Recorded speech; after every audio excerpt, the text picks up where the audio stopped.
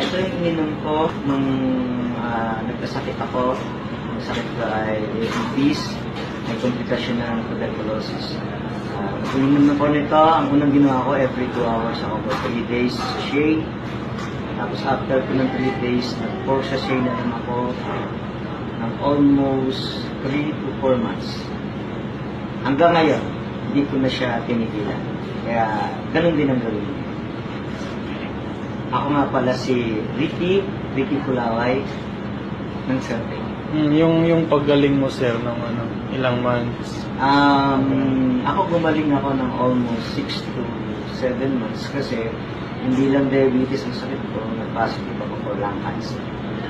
So, medyo mabigatan, pero willing ko siyang ginawa kasi alam kong nakakatulong sa akin.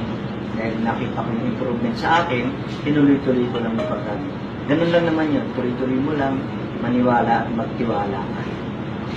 Paano yung TB mo, sir? Ano sabi ng doktor? After nung 6 months ko, actually, pumupunta pa rin talaga ako ng center, pero hindi ko iniinom yung gamot.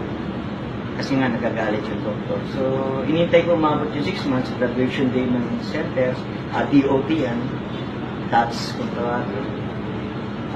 Pagkatapos ng 6 months na yun, chinek up ulit ako lahat. Sabi ng doktor, perfect ang pagaling ko, pero hindi ko sinabi na hindi ko ininom ang gamot nila. Ito lang. So, wala talaga siyang piklat, sir, no? Wala. Perfect. Wala.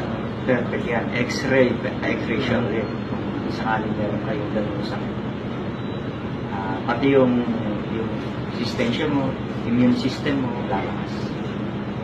Kaya tuloy-tuloy lang pala. Thank you, sir. Thank you.